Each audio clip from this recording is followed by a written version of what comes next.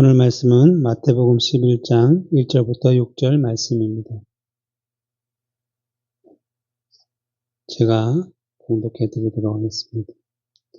예수께서 12제자에게 명하기를 마치시고 이에 그들의 여러 동네에서 가르치시며 전도하시려고 거기를 떠나가십니다. 요한이 옥에서 그리스도께 하신 일을 듣고 제자들을 보내어 예수께 여짜오되 오실 그이가 당신이 오니까 우리가 다른 일을 기다리오니까 예수께서 대답하여 이르시되 너희가 가서 듣고 보는 것을 요한에게 알리되 맹인이 보며 못 걷는 사람이 걸으며 나병 환자가 깨끗함을 받으며 못 듣는 자가 들으며 죽은 자가 살아나며 가난한 자에게 복음이 전파된다 하라. 누구든지 나로 말미암아 실족하지 아니하는 자는 복이 있도다 하시니라. 아멘. 오늘 본문을 보면 1절에 예수께서 12제자에게 명하시기를 마치시고 이에 그들의 여러 동네에 가르치시며 전도하시려고 거기를 떠나가시니라 라고 시작을 하고 있습니다. 여기서 12제자에게 명하기를 마쳤다는 것은 우리가 마태복음 10장에서 예수님께서 자신의 제자들에게 복음을 전하러 보내신 그 모든 내용들을 마쳤다라는 것입니다. 그 내용은 우리가 계속해서 살펴보았듯이 복음을 전하는 것은 너무나 힘들고 어려운 것이기 때문에 마치 양이 이리에 소굴로 들어가는 것과 같다라고 말씀하셨고, 그래서 그 이리에게 잡혀 먹히지 않기 위해서는 늘 비둘기가 뱀같이 지혜롭고 비둘기같이 순결해야 하는 자세를 가지고 있어야 되고, 그러한 것은 결국 성령을 의지하며 그러한 일들을 감당해야 된다라고 말씀하는 것입니다. 그래서 성령을 의지하게 된다면 우리가 무엇을 하려고 하지 않다 하더라도 모든 상황에 맞춰서 성령께서 우리에게 할 말을 주시기도 하고 또 그에 맞는 상황들을 인도하실 것이다라고 말씀해 주셨습니다. 그러나 그러한 일들 가운데서도 이러한 어려움은 계속 주어질 것이기 때문에 세상에서의 핍박도 있고 또 세상의 위정자들에 대한 이 주는 핍박도 있고 또 특별히 교회 안에 또 유대인 종교 지도자들이나 아니면 로마 중세시대 로마 천주교의 핍박, 박해와 같은 일들이 있을 수 있고 더 심한 것은 자기의 가족, 아버지, 부모, 또 자녀들, 또 친지들이 박해를 할 수도 있다라는 것입니다. 그래서 예수님께서 뭐라고 얘기하셨냐면 내가 온 것은 화평을 주러 온 것이 아니고 검을 주러 왔다라고 말씀하셨고 그 말은 뭐냐면 예수님께서 오심으로 말미암아 불화가 일어난다라는 것입니다. 불화라는 것은 둘을 나누게 한다라는 의미인데 왜냐하면 복음이 들어오면 반드시 믿는 자와 믿지 않는 자가 나눠지게 돼 있고 믿지 않는 자는 언제나 믿는 자를 핍박하게 되어 있다는 것입니다. 왜냐하면 믿는 자와 믿지 않는 자의 삶의 방향과 목적, 태도, 자세 이것은 완전히 차원이 다르고 정반대의 것을 바라보기 때문에 고린도 후서에서는 뭐라고 되어 있죠? 믿는 자와 믿지 않는 자가 같이 멍에를 낼 수가 없다. 그리스도와 벨리알이 어떻게 같이 할 수 있느냐? 같이 할 수 없다라고 말씀하는 것입니다.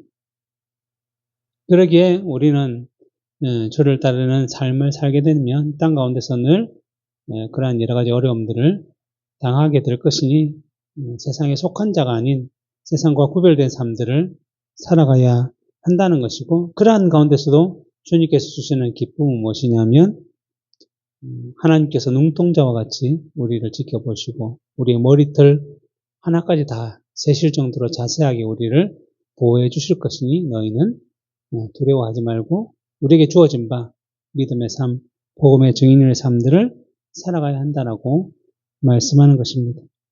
그리고 나서는 예수님께서 제자들을 다 보내시고 난 뒤에 예수님은 그동안 사역을 많이 하셨으니까 나 좀 쉬어야 되겠다라고 쉬신 것이 아니라 제자들을 보내시고 곧바로 다른 곳으로 가셔서 여전히 가르치시고 전도하러 가셨다라고 말씀하고 있는 것입니다. 그 말은 무엇입니까? 예수님께서 우리 믿는 자들의 본이 되시고 우리의 머리가 되시기 때문에 예수님께서도 이렇게 살아가셨는데 우리도 당연히 이 땅을 살아가는 동안에는 여전히 복음을 전가하는 삶, 믿음의 삶들을 살아가야 한다라고 말씀하는 것입니다. 요한복음 4장 31절부터 33절에 보면 그 사이에 제자들이 청하여 이르되 랍비여 잡수소서 이르시되 내게는 너희가 알지 못하는 먹을 양식이 있느니라. 제자들이 서로 말하되 누가 잡수실 것을 갖다 드렸는가? 라고 하는 말씀이 기록되어 있습니다. 이 말씀은 뭐냐면 예수님께서 예루살렘에서 갈릴리로 가시는 가운데 그 가운데 지역이 사마리아 지역입니다. 그래서 보통 유대인들은 사마리아 사람을 이방인과 취급하기 때문에 그 길을 통하여 갈릴리로 가지 않고 이렇게 둘러서 갈릴리로 가는데 급하게 가실 일이 있어서 예수님께서는 제자들과 함께 사마리아를 가로질러 갈릴리로 가시고자 하셨습니다. 그런 가운데 중간에 사마리아 수가성이라는 곳에 가서 우물 곁에서 예수님께서 쉬시고 있는 동안 제자들이 먹을 것을 사러 이제 마을로 들어가게 된 거죠. 그때 예수님께서 한 여인을 만나서 그 여인에게 물을 좀 달라고 하는 얘기를 하면서 결국은 무슨 얘기를 하셨냐면 참된 예배에 대해서 말씀하셨습니다. 그래서 참되게 예배할 때가 곧 이르게 될 것이다 라고 말씀하셨고 그러자 그 여인이 우리도 듣는 소문이 있는데 그리스도 메시아라는 사람이 오면 우리가 그렇게 될 것이다 라는 소문이 있다라고 하니까 내가 곧 그 사람이다 라고 말씀하신 여인이 깜짝 놀라서 그 물을 나도 먹게 해달라고 요청하는 이러한 얘기를 하고 있는 도중에 바로 제자들이 먹을 걸 사가지고 와서 예수님께 왔죠. 그래서 예수님 우리가 먹을 걸 사왔으니 좀 드십시오라고 했을 때 예수님께서 방금 얘기했던 것처럼 내게는 너희가 알지 못하는 양식이 있다라고 말씀하셨습니다. 근데 제자들은 여전히 믿음이 연약하기 때문에 어떤 생각을 하냐면 우리가 누가 먹을 걸 갖다 드렸는가? 라고 생각을 했는데 실제로는 뭐예요? 예수님이 이곳에 오신 목적이 바로 복음을 전하는 것이고 하나님의 말씀을 전하는 일이기 때문에 이 일이 자신의 가장 중심이고 중요한 사역이라는 것을 보여주기 위한 것을 말씀하고 있는데 제자들은 아직 그것을 깨닫지 못함을 볼 수 있습니다. 그래서 예수님께서도 역시 제자들을 복음을 전하러 다른 곳에 보내시고 난 후에도 여전히 예수님은 자기의 목적을 따라 복음을 전하기 위해 가르치시고 전도하기 위해 다른 곳으로 가셨다라고 말씀하고 있는 것이며 그리스도를 따라가는 우리들도 우리 인생을 통해서 늘 복음을 전하는 삶을 살아야 할 것입니다. 물론 전도책자를 끼고 막 돌아다니면서 복음을 전하는 것도 있겠지만 우리의 삶 자체가 복음의 삶, 믿음의 삶이 되는 말씀대로 살아가는 그 자체가 믿지 않는 자들에게는 복음을 전하는 일이기 때문에 우리는 분명하게 선명하게 내가 그리스도인이며 하나님의 백성이며 하나님의 살아계시며 예수 그리스도로 말미암아 내가 구원을 받았으며 그것 때문에 나는 이 세상에서 구별된 삶을 살아가며 또 이 땅을 위해서 기도하며 살아가고 있다는 사실을 분명하게 증거할 때에 그것이 복음을 전하는 삶이며 왠지 이 얘기를 하면 내가 피해를 보고 손해를 보고 여러 가지 제약이 있을 것이라는 걱정으로 인해서 그것을 우리가 전하지 못하면 우리는 여전히 복음을 전하는 삶을 살지 못하는 것이기에 우리의 인생이 누구를 위한 삶, 하나님의 영광을 위한 삶인가 아니면 자신과 또 가족의 유익을 위한 삶인가를 늘 돌아보며 점검하며 살아야 한다는 것입니다. 그리고 나서 이제 본문 2절부터 3절에 보면 좀 이렇게 내용이 전환되는 것을 볼 수 있는데 요한이 옥에서 그리스도께서 하신 일들을 듣고 제자들을 보내어 예수께 여짜오되 오실 그이가 당신이오니까 우리가 다른 일을 기다리오리까 라고 전하고 있음을 볼 수 있습니다. 여기서 요한은 세례 요한이죠. 세례 요한 누구죠? 예수님보다 앞서 이 땅에 와서 예수님을 예비하고 전하러 온 사람이었습니다. 요한이 감옥에 간 이유는 무엇인가 하면 그 당시 유대를 다스리던 왕이 분봉왕 헤롯 왕이었는데 그 헤롯이라는 사람이 자신의 동생의 아내를 빼앗아 자기의 아내로 삼은 것에 대해서 세례 요한이 비판하고 지적을 한 것으로 인해서 헤롯이 화가 나서 세례요한을 잡아서 감옥에 집어넣은 일이 있는데 그로 인해서 감옥에 가게 되었죠. 그래서 마태복음 4장에 보면 이러한 예수님 세례요한의 잡혔다는 소식이 들리자마자 예수님께서 본격적으로 공생의 사역을 하셨죠. 그러니까 예수님을 준비하러 온 세례요한의 사역이 끝나자마자 예수님께서 등장하셔서 자신의 본격적인 공생의 사역을 시작하신 것입니다.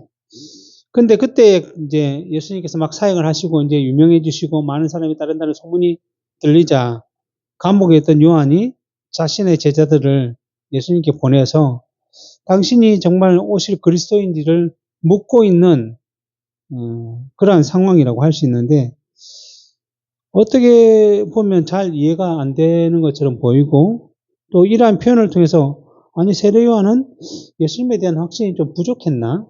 아니면 감옥에 들어갔기 때문에 좀 신앙이 흔들렸나? 뭐 이렇게 생각할 수 있는 부분이라고 할 수 있습니다.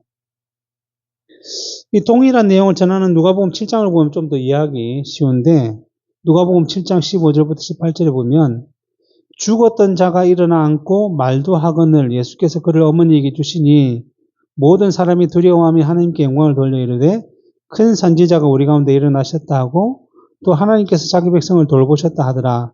예수께 대한 이 소문이 온 유대와 사방에 두루 퍼지니라. 요한의 제자들이 이 모든 일을 그에게 알리니 그 말은 뭐예요? 예수님께서 이제 세례요한 이후에 본인 공생의 사역을 본격적으로 하시니까 우리가 살펴보았던 것처럼 많은 사람들이 이제 예수님을 찾아다니고 그로 인해서 하는 예수님이 병을 고치니까 뭐 걷지 못한 자들, 보지 못한 자들, 뭐 여러 가지 질병들이 다 낫고 귀신 들린 자들이 다 귀신이 쫓아 나감을 당하고 이러한 치유의 사역들이 점점 퍼져나가고 또 예수님이 하신 말씀을 들어보니 서기관과 바리새인처럼 하는 말이 아니라 정말 권세 있고 권위 있는 말씀들을 하시니 정말 사람들이 수없이 따라다니는 가운데 이번에 특별히 무슨 일이 있었냐면 나인성이라는 곳에 한 과부의 아들이 죽었는데 예수님께서 그 죽은 아들을 살리셨다는 거예요.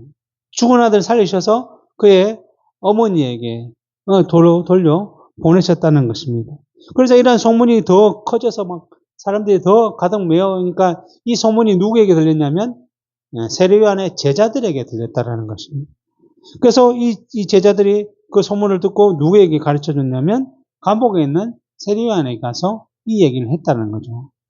그런데 문제는 제자들이 그냥 단순히 이 소식을 전한 것이 아니라 선생님이 말하신 예수님이 이렇게 놀라운 일을 하셨습니다. 정말 대단한 분이십니다라고 전하기보다는 자기들의 선생 세례요한은 처음에 이 땅에 와서 회개하라 천국이 가까이 왔느니라라고 외칠 때 많은 사람들이 세례요한의 말을 듣고 자신의 죄를 돌아보고 자복하고 회개하고 세례요한한테 세례를 받고 그래서 세례요한이 명성이 점점 더 커져갔고 얼마나 그가 권위가 있었던지 분봉왕 헤롯에게도 그냥 비판과 질타의 목소리를 낼 정도로 굉장히 신망이 두터웠던 인물이고 그래서 많은 사람들이 제자로서 따라다녔고 그것이 이제 제자들의 입장에서 보면 자기들도 좀 우스워할 수 있나 세례요한이 제자야 라고 말할 수 있을 정도였던 것이죠. 그런데 세례요한이 잡혀 들어갔어요. 잡혀 들어가고 그 다음에 예수라는 이제 사람이 등장해가지고 하는데 세례요한은 성경에 말한 것처럼 이런 기적과 이적을 한 번도 일으킨 적이 없고 오로지 말씀만 전하던 사람이었는데 그 사람은 이적과 기적도 일으키고 막 사람들이 많이 모여드니까 이 온 유대와 사마리아와 온 예루살렘에 소문이 나자 막 질투하듯이 자기의 선생에게 아마 얘기했을 것 같아요. 그래서 세례요한이 이러한 것을 통해서 자기는 분명히 그러한 예수님을 예비하러 준비하러 왔는데 자기의 제자들은 그것을 깨닫지를 못하고 있구나라고 생각하는 것 같아요. 그래서 이 자기의 제자들의 믿음을 좀 더 견고하게 하고 분명한 주인이 누구인지를 알려주기 위해서 이 제자들을 예수님께 보냈다라고 할 수 있습니다. 그래서 칼빈은 뭐라고 얘기하냐면 어떤 이들은 세례 요한이 예수가 그리스도시라는 것에 대해 온전히 확신하지 못했거나 확고한 지식을 갖고 있지 못해서 그 점을 확인하여 자신의 의구심을 풀기 위해 제자들을 보낸 것이다 라고 견해를 제시하지만 그것은 참으로 어리석은 주장이다. 그러면서 하는 말은 그리스도의 전령이었던 세례 요한이 자신의 인생 여정이 얼마 남지 않았다는 것을 알고서 지금까지 그의 제자들을 가르치느라고 무척 애를 썼는데도 그들이 아직 결단하지 못하고 여전히 엉거주춤한 상태에 있는 것을 안타깝게 여겨서 그들의 연약함을 고치기 위하여 이 마지막 처방을 사용하였으리라는 것이 너무나 분명하다. 세례 요한은 자기의 제자들이 지체 없이 그리스도를 받아들이게 하려고 애를 써왔지만 별 소용이 없었기 때문에 자기가 죽은 후에 그들이 완전히 떨어져 나가게 되는 것을 염려하지 않을 수가 없었던 것이고 그래서 그들을 엉거주춤한 상태에서 벗어나게 하기 위해 그리스도께로 보내기로 결심한 것이다 라고 해석을 한 것입니다. 결국 세례 요한의 문제가 아니라 세례 요한의 제자들의 문제를 해결하기 위해서 직접 이제 그들을 예수님께 보내어 질문하게 한 거죠. 매튜 풀 목사도 이런 동일한 내용을 말씀하고 있는데 세례 요한은 그리스도의 길을 예비하기 위한 사명을 띠고 그보다 앞서 보내심을 받은 자였고 그리스도께 세례를 베푼 자였으며 그때의 성령께서 그리스도 위에 임하는 것을 보고 하늘로부터 이는 내 사랑하는 아들이요 내 기뻐하는 자라는 음성을 들은 자였고 자기 제자들이 그리스도를 보여준 자였는데 그가 어떻게 예수가 메시아라는 것을 의심할 수 있단 말인가? 물론 아니다. 세례 요한은 그리스도를 의심한 것이 결코 아니었다.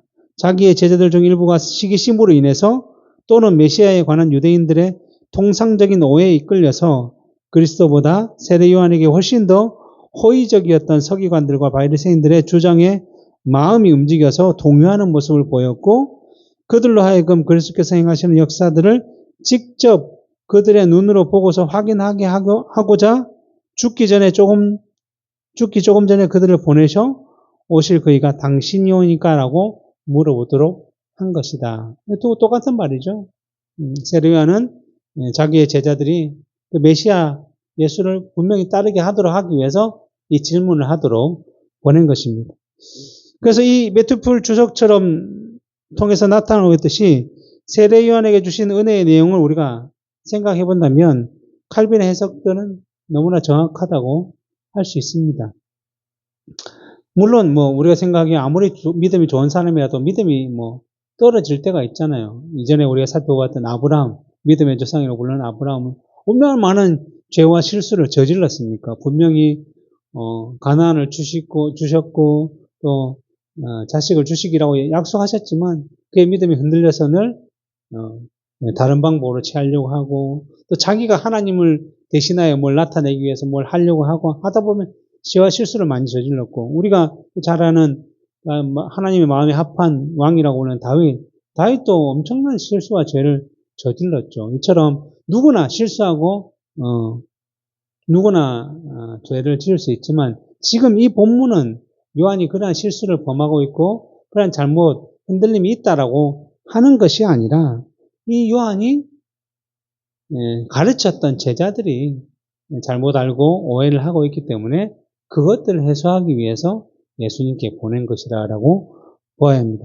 그래서 어떻게 그것을 우리가 확신할 수 있느냐 하면 요한은 자기에게 주어진 사역을 위해서 무엇을 부렸냐면 제사장의 아들이었잖아요. 그러면 그 당시 기득권, 높은 지위를 가지고 있었는데 그 모든 것을 버리고 자신의 사역을 이루기 위해서 어디요? 광야로 나왔던 거죠.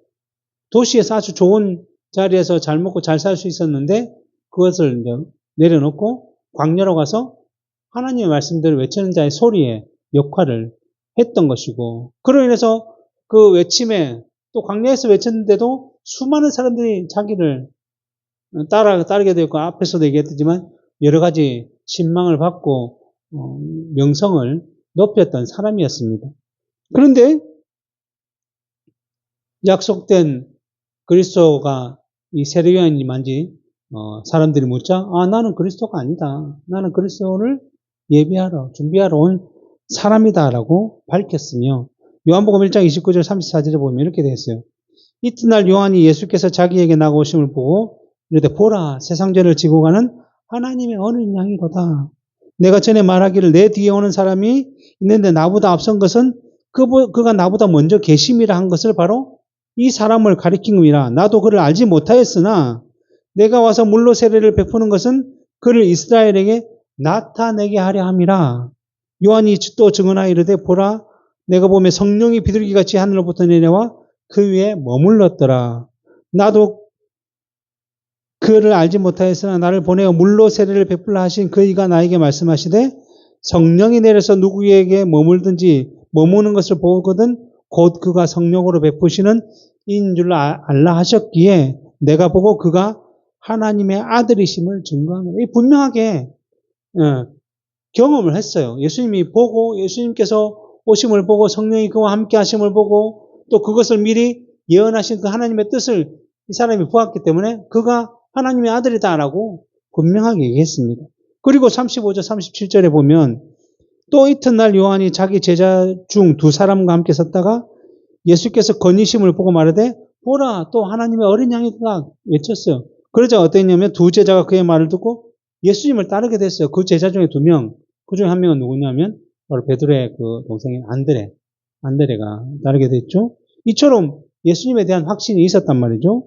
또 요한복음 3장 25절 30절에도 봐도 이에 요한의 제자 중 한 유대인과 더불어 정결례식에 대하여 변론하더니 그들이 요한에게 가서 이르되 랍비여 선생님과 함께 요단강의 저편에 있던 이 곧 선생님이 증언하시던 이가 세례를 베풀며 사람들이 다 그에게 갑니다. 요한이 대답하여 이르되 제자의 입장에서는 자기들의 세력이 더 커져야 되는데 갑자기 예수님이 등장해서 예수님께 세례를 베푸니까 사람들이 점점 굴러가니까 막 뺏기는 것 같고 자기들이 점점 위축되는 것 같으니까 그렇게 얘기하니까 요한이 그때도 뭐라고 했냐면 요한이 대답하여 이르되 만일 하늘에서 주신 바 아니면 사람이 아무것도 받을 수 없느니라. 내가 말한 바 나는 그리스도가 아니요 그의 앞에 보내심을 받은 자라고 한 것을 증언할 자는 너희다. 제자들에게 하는 얘기예요. 신부를 취하는 자는 신랑이지만 서서 신랑의 음성을 듣는 친구가 크게 기뻐하나니 나는 이러한 기쁨으로 충만하였노라. 그는 흥하여야 있고 나는 쇠하여야 하리라. 분명하게 했어요. 예수님은 흥하여야 할 뿐이고 나는 쇠하여야 할 사람이니까 너희는 그런 걱정하지 말고 이제 나를 떠나서 예수님께로 가라. 계속적으로 그렇게 얘기했지만 이 사람들이 듣지 못했던 거죠. 깨닫지 못했던 거죠.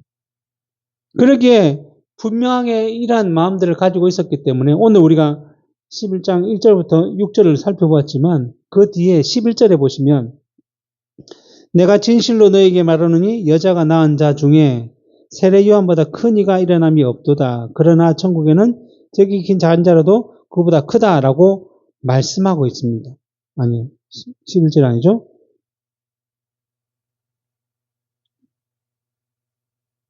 10절. 네, 10절. 아니, 10절에 제가 말하고자 하는 바 10절이에요. 기록된 바 보라 내가 내 사자를 내 앞에 보내노니 그가 내 길을 내 앞에서 준비하리라 하신 것이 바로 이 사람에 대해 말씀, 이가 잘하고 있다. 그대로 하고 있다라고 얘기하는 거죠. 결국 예수님께서도 이 세례 요한이 흔들림이 없었다는 사실을 증거해주고 있는 것입니다. 이처럼 하나님께서 자신을 보내신 그 뜻대로 행하고 있었던 그 세례 요한의 삶에 대해서 또 칼빈도 해석하기를 이러한 말씀은 교회의 목자들을 향해 그들의 의무에 대해서 경고하고 있다. 목회자들은 자신들을 위해 누구를 제자로 삼거나 양성할 의무도를 갖지 말 것이며 그를 유일한 주인이신 그리스도께로 강하게 하여야 한다라고 했습니다. 그 말은 뭐예요? 이 세례 요한이 예수를 준비하러 예배하러 와서 그의 사역을 잘 감당하고 또 예수님 오셨을 때 그 모든 것들을 예수님께 더 넘겨주고 이양하고 그를 칭송했던 것처럼 오늘날 목회자들도 이와 같이 해야 된다라고 말씀하고 있는 것이죠. 세례 요한은 예비 준비하러 왔다고 한다면 오늘날 목회자는 뭐죠? 오신 예수 그리스도를 증거하고 또 재림하실 예수 그리스도를 또 예배하는 삶을 살아야 한다는 것이죠. 그런데 요즘 목회자들은 제자 훈련이라는 그러한 명봉 아래 사람들이 들어오면 그 훈련을 통해서 누구를 만나면 자기 사람 만든 거예요. 자기 말에 복종하고 자기 말에 순종하고 자기의 뜻을 따르는 사람들이 많을수록 그래서 너의 편이 얼마나 있느냐 없느냐 목회의 성공에 승패를 가능한다 이렇게 말하고 있는 사람들이 그 목사들이 너무 많다는 거죠. 이것이 문제라는 것입니다. 마치 유대 종교자들이 율법의 바른 정신을 따라 가르쳤던 것이 아니라 형식과 외식에 치우쳐 가르침으로 백성들을 바르게 가르치지 못했던 것처럼 그래서 백성들이 다 영적으로 무지하고 무능해서 그냥 그들이 가르치는 헛된 것에 따라다니는 것처럼 그래서 예수님께 뭐라죠? 맹인이 맹인을 인도하는 것과 마찬가지다라고 했던 것처럼 또 중세시대에 로마 가톨릭이 하나님의 뜻을 왜곡하여서 그것을 라틴어로 번역해서 일반 성도들은 읽지 못하게 하고 그래서 자기들의 말만 따라서 믿고 따르도록 그들을 무지몽매하게 만들어서 결국에는 면죄부, 면벌부 같은 이런 죄를 면할 수 있다는 죄에 대한 형벌을 멀 수 있다는 그런 증서를 팔아서 자기들의 부를 축적하려고 하다가 그 타락하고 부패하고 되었던 것처럼 그러한 일들을 있으면 안 된다는 거죠. 이 세례요한은 그렇지 아니하고 자기의 제자들조차도 그 예수를 따를 수 있도록 이렇게 자기가 감옥에 있으면서도 이렇게 표현할 것처럼 오늘날 목회자들은 이러한 것들을 통해서 타산지석을 삼아야 한다는 거죠. 그리고 그 제자들처럼 우리들도 성도들도 그러한 것에 휘둘리지 않으려면 뭐 해야 돼요? 율법의 바른 정신, 말씀을 바르게 알아야 됩니다. 목사가 무슨 소리를 하는지 비판하고 판단하기 위해서 듣는 것이 아니라 자기가 말씀을 읽고 들으면서 하나님께 기도하고 그래서 깨달음을 얻어서 그 말씀이 바른 것인지 분별할 수 있어야 되는 거예요. 분별하지 못한다면 여기서 아무 말을 한다 할지라도 그대로 따를 수밖에 없었던 거죠. 그것이 중세 암흑기를 이끌었던 그런 내용들이라고 한다면 우리는 반드시 먼저 믿음으로 깨어 있어야 되고 말씀으로 깨어 있어야 되고 기도로 깨어 있을 때에 앞에 강단에서 목사들이 헛된 소리를 못하는 거죠.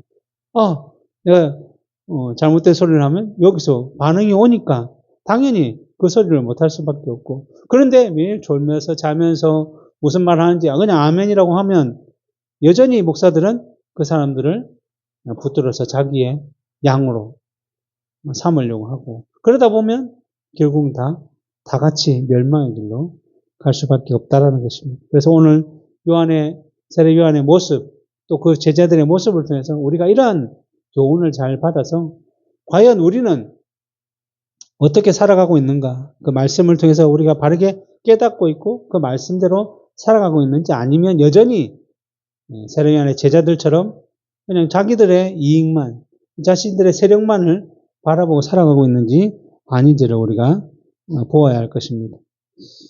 그래서 그들의 이제 와서 예수님께 질문하니까 예수님께서 뭐라고 하시냐면 4절부터 5절 예수께서 대답하여 이르시되 너희가 가서 듣고 보는 것을 요한에게 알리며 맹인이 보며 못 걷는 사람이 걸으며 나병 환자가 깨끗함을 받으며 못 듣는 자가 들으며 죽은 자가 살아나며 가난한 자에게 복음이 전파된다 하라 라고 했다는 것이죠. 이 말씀을 의미하는 바가 뭐냐 하면 이 말씀은 이사야서에 있는 말씀을 예수님께서 인용하셔서 말씀하셨는데 두 군데서 인용했습니다. 이사야 35장 5절부터 6절에 보면 그때의 맹인의 눈이 밝을 것이며 못 듣는 사람의 귀가 열릴 것이며 그때에 저는 자는 사슴같이 들 것이며 말 못하는 자의 혀는 노래하리니 라는 것과 이사야 61장 1절부터 2절 주 여호와 영이 내게 내리셨으니 이는 여호와께서 내게 기름을 부어사 가난한 자에게 아름다운 소식을 전하게 하려 하심이라. 나를 보내서 마음이 상한 자를 고치시며 포로된 자에게 자유를 갇힌 자에게 노임을 선포하며 여호와의 은혜의 해와 우리 하나님의 보복의 날을 선포하여 모든 슬픈 자를 위로하되라고 된 이 두 말씀을 인용해서 예수 그리스도 메시아 구약에 약속된 그 메시아가 오면 어떠한 일이 발생하냐면 외적으로 맹인이나 못 듣는 자나 못 걷는 자나 여러 가지 질병이 치유가 되고 또 그들에게 뭐가 된대요? 복된 소식이 전파되라. 복음에 전파될 것이다 라고 하신 것이죠. 지금 봐라. 예수님께서 너희들 봐라. 그 약속처럼 내가 하는 일을 봐라. 어떤 일이 발생하고 있느냐. 복음이 선포되고 말씀이 증거되고 또 그 안에 여러 가지 치유와 기적의 역사가 일어나지 않느냐. 내가 곧 메시아다. 내가 곧 그리스도다. 세례 요한은 이것을 너에게 전하기 위해서 나에게 보냈으니 너희가 그것을 분명히 듣고 깨닫고 그래서 우리가 세례 요한 선생님께서 말씀하신 대로 우리 가보니 그분이 곧 메시아였습니다. 그분이 곧 그리스도였습니다. 우리가 이제 깨달았습니다. 이제 마음은 아프지만 세례 요한은 이제 그 때를 다 했다고 생각하니 우리가 이제 선생님이 가르쳐 주신 대로 주를 따르겠습니다. 우리의 메시아를 따르겠습니다. 우리의 그리스도를 따르겠습니다. 라고 하라라고 그들에게 세례 요한에 가서 전해라고 했던 것이죠. 이 세례 요한의 의도도 예수님께서 멀리 계셨지만 분명히 그의 바른 의도를 아셨고 그러기에 그의 제자들에게 이렇게 표현함으로써 예수님께서 메시아이시며 영원한 구원자이심을 보여주셨습니다. 그리고 나서 6절 보면 누구든지 나로 말미암아 실족하지 아니하는 자는 복이 있도다라고 말씀하셨습니다. 사실 그 세례 요한의 제자들이 많은 부분 예수님이 행하시는 일 때문에 실족했죠. 실족을 했습니다. 왜냐하면 앞에서도 얘기했듯이 자기 선생인 세례 요한이 잡히게 되고 그 예수님이 세례를 보니까 사람들이 막 세례받은 저쪽으로 가다 보니까 마음이 위축이 됐고 또 그 중에 제자들 몇은 또 저쪽으로 넘어가니까 그것에 저 배신자들 하면서 마음이 또 상함을 받았고 그리고 자신의 선생님은 갇혀있고 그거는 점점 더 많아지니까 또 위축이 되고 여러 가지 문제로 위축이 되니까 우리가 마태복음 10장에서 뭐 금식 문제로 막 공격할 때 같이 세례 요한의 제자들이 서기관과 바리새인들과 같이 공격을 하기도 하고 이러한 여러 가지 어려움들로 인해서 그들도 실족했거든요. 그러나 예수님께서 뭐라 했죠? 나로 인해서 실족하지 않는다면 오히려 복이 있을 것이다. 그 실족 가운데 무엇을 생각하냐면 그것을 통해서 역사하실 하나님을 기억한다면 예수를 기억한다면 너에게 오히려 그것이 복이 될 것이다. 뭐요? 우리가 복음을 전하라고 보냈을 때 그 여러 가지 어려움을 통해서 우리가 믿음이 자라고 그것을 통해서 더 하나님 의지하게 되듯이 너희들도 그러한 역사가 일어날 것이다 라고 말씀하는 것입니다. 근데 그 앞에도 얘기했듯이 이것은 단지 세례 요한의 제자들에게만 주시는 것이 아니라 우리에게도 주시는 거예요. 우리가 복음대로 말씀대로 믿음대로 살아가는데 여러 가지 실족할 부분들이 얼마나 많이 있습니까? 내가 믿는다는 그 이유 하나만으로 핍박을 당하고 박해를 당하고 또 비난을 당하고 또 손해를 보고 여러 가지 문제가 발생한다면 어떤 사람도 이렇게 얘기하죠. 야, 예수만 믿어. 예수만 믿으면 다 모든 일이 다 형통할 거야. 만사 형통이야. 이렇게 얘기했는데 예수를 믿게 되는데 오히려 뭐 사고가 일어나고 문제가 생기고 이러면 거봐 제가 예수 믿어가지고 우리 가정이 뭐가 안 됐어. 내가 예수를 믿어가지고 이렇게 된 건 아닐까라고 하고 여러 가지 실수. 또 예수를 믿으면 어떻게 해요? 정직해야 되고 더 선명해야 되잖아요. 그런데 그것으로 인해서 남들은 조금씩 거짓말을 하고 속이고 저울을 속이고 이렇게 해서 돈을 버는데 나는 오히려 정직하다 보니까 더 뭐가 안 되는 것 같고 또 잘못되는 것 같고 이렇게 위축되고 막 실종하는 마음들이 생기지만 오히려 그것이 결국은 하나님의 신령한 복을 이룰 수 있는 그 길로 인도한다는 것이죠. 그것을 통해서 우리가 나는 할 수 없구나. 그럼 누구를 의지하게 됩니까? 하나님을 의지하게 되고 예수 그리스도를 바라볼 수밖에 없는 것이죠. 그래서 예수님께서는 복음을 전하라고 보낸 제자들에게도 뿐만 아니라 지금 오늘날 복음의 믿음의 삶들을 살아가는 우리에게 이렇게 표현하시죠. 나로 말미암아 실족하지 않은 자는 복이 있도다. 복이 있을 것이다. 그런데 중요한 것은 우리는 죄인이기 때문에 늘 실족할 수밖에 없어요. 늘 실패할 수밖에 없고 늘 그냥 그 일들을 통해서 마음이 아플 수밖에 없습니다. 그래서 마태복음 10장 22절에 뭐라고 되어 있습니까? 너희가 내 이름으로 말미암아 모든 사람에게 미움을 받을 것이나 끝까지 견디는 자는 구원을 얻겠다. 근데 끝까지 견딜 수 있는 힘은 우리에게 없기 때문에 예수님이 또 뭐라고 하셨습니까? 너희를 넘겨줄 때에 어떻게 또는 무엇을 말을 할까 염려하지 말라. 그때에 너에게 할 말을 주시리니 말하는 이는 너희가 아니라 너희 속에서 말씀하시는 이 곧 너희 아버지의 성령이라. 내가 할 수 없기 때문에 우리 속에 계신 성령께서 하신다는 거예요. 여러 가지 실족과 어려움에 있을 때에 완전 넘어지게 만드시는 것이 아니라 우리에게 피할 길을 주시기도 하시고 때로는 그것을 견딜 수 있도록 성령께서 도와주시고 때로는 바른 말을 하게 하시고 때로는 그 상황이 변해서 우리는 죽을 수밖에 없다라고 생각했지만 살려서 돌려보내신다는 거예요. 그래서 마태복음 28장 18절부터 20절에 뭐라고 되어 있습니까? 예수께서 나와 말씀하여 이르시되 하늘과 땅의 모든 권세를 내게 주셨으니 예수님께서 이제 십자가에 죽으시고 부활하심으로 말미암아 이 모든 권세를 가지셨죠. 만왕의 왕이 되셨기 때문에 그러므로 너희는 이제 내 이름으로 가서 모든 민족을 제자로 삼아 아버지와 아들과 성령의 이름으로 세례를 베풀고 내가 너에게 분부한 모든 것을 가르쳐 지키게 해라. 볼지어다 내가 세상 끝날까지 너희와 항상 함께 있으리라. 예수님께서 우리와 항상 함께 계신다는 거예요. 우리는 결코 두려워하고 어려워하며 걱정할 필요가 없다는 거예요. 왜냐하면 예수님께서 우리와 함께 계셔서 그 모든 일들을 인도하실 것이다라고 말씀하고 있습니다. 늘 성경에서는 이러한 표현들을 통해서 우리로 하여금 견딜 수 있도록 해주신다는 거예요. 너희 견디라 이렇게 말씀하셨지만 실제로 글은 견디라고 쓰고 그 내용의 의미는 뭐예요? 견딜 수 있도록 해주겠다라는 거죠. 그러니까 우리는 이 일들을 감당할 수 있는 거죠.